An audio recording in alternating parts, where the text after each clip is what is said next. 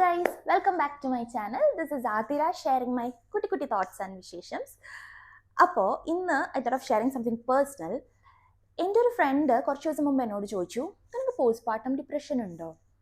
അവൾ actually out of curiosity ചോദിച്ചതാട്ടോ, കാരണം അവൾ അൺമാരീഡ് ആണ്.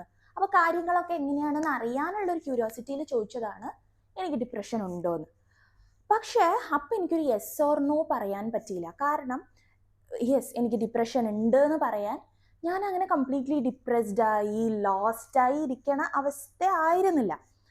പ്ലസ് നോ പറയാനും പറ്റാത്തത് ഞാൻ പഴയ ഞാനല്ല. ഇപ്പോൾ എൻ്റെ തോട്ട്സും എല്ലാം കംപ്ലീറ്റ്ലി മാറി, എൻ്റെ മൂഡ് സ്വിങ്സ് ഉണ്ട്, എല്ലാം മാറി, ഞാൻ വേറൊരു ഞാനാണ്, അത് എനിക്കറിയാം.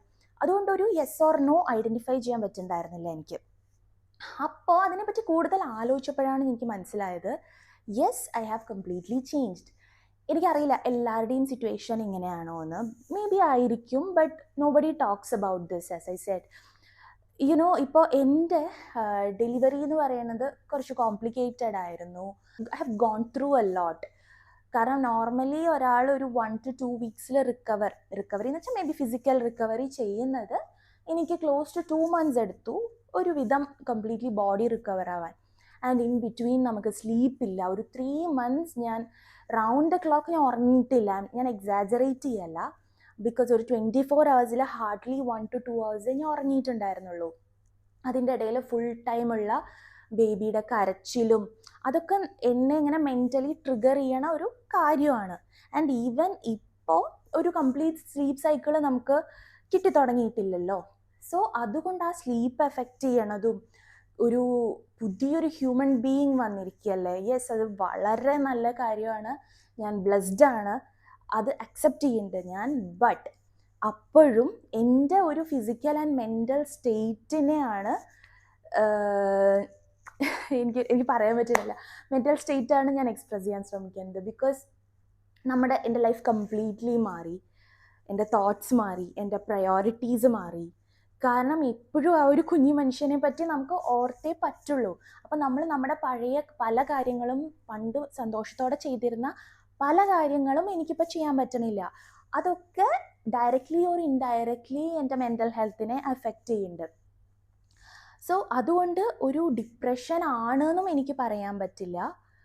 ബിക്കോസ് പല ഫാക്ടേഴ്സും, മേ ബി ഉള്ള ഫാമിലി സപ്പോർട്ടും ഫ്രണ്ട്സിൻ്റെ സപ്പോർട്ടും ഹസ്ബൻഡിൻ്റെ സപ്പോർട്ട് എല്ലാം കാരണം ഞാനൊരു കംപ്ലീറ്റ് ഡിപ്രഷൻ സ്റ്റേജിലേക്ക് പോയിട്ടില്ല. അറ്റ് ദ സെയിം ടൈം എനിക്ക് യെസ്, ഇത് ഞാൻ പഴയ ഞാനാണ് എന്ന് എനിക്ക് പറയാനും പറ്റാത്തൊരു അവസ്ഥയാണ്. മേ ബി ഗ്രാജുവലി ഞാൻ ഇതിന് യൂസ്ഡ് ആവും, സിറ്റുവേഷൻ ഇമ്പ്രൂവ് ആവും. ബിക്കോസ് കുട്ടി സംസാരിച്ചു തുടങ്ങുമ്പോൾ കാര്യങ്ങളൊക്കെ ശരിയാവുമെന്നാണ് എന്നോട് എല്ലാവരും പറയണത്. ആവട്ടെ, അങ്ങനെ തന്നെ ആവട്ടെ. അപ്പോൾ ആ ഒരു ബേബിക്ക് നമ്മളാണ് എല്ലാം, ഞാനാണ് അവൻ്റെ എല്ലാം. സോ ബിക്കോസ് ആ ഒരു കുട്ടിക്ക് സംസാരിക്കാൻ അറിയില്ല, അതിന് കരയാൻ മാത്രമേ അറിയുള്ളൂ. സോ അത് ഞാൻ മനസ്സിലാക്കണം. യെസ്, ഞാൻ മനസ്സിലാക്കുന്നുണ്ട്.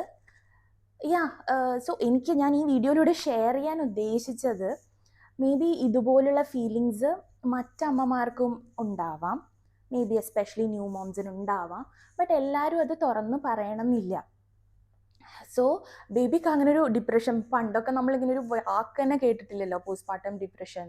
ബട്ട് നമ്മുടെ അമ്മമാരും ഇതുപോലെ ഒരു മെൻ്റൽ ബ്രേക്ക് ഡൗണിലൂടെ പോയിട്ടുണ്ടാവാം, ഓഫ് കോഴ്സ് പോയിട്ടുണ്ടാവും. ബട്ട് ഇതിനിപ്പോൾ ഇങ്ങനെ ഒരു ടെക്നിക്കൽ ടേം ഉള്ളതുകൊണ്ട് നമ്മൾ അതിനെപ്പറ്റി സംസാരിക്കുന്നു എന്ന് മാത്രം. അപ്പോൾ നമ്മൾ മാക്സിമം നമുക്ക് കഴിയുന്ന സപ്പോർട്ട് നമ്മൾ പുതിയ അമ്മമാർക്ക് കൊടുക്കുക. എനിക്കറിയണ്ടായിരുന്നില്ല, ഞാൻ റീസെൻ്റ്ലി എൻ്റെ ഒരു ഫ്രണ്ടിനോട് ഞാൻ പറഞ്ഞു.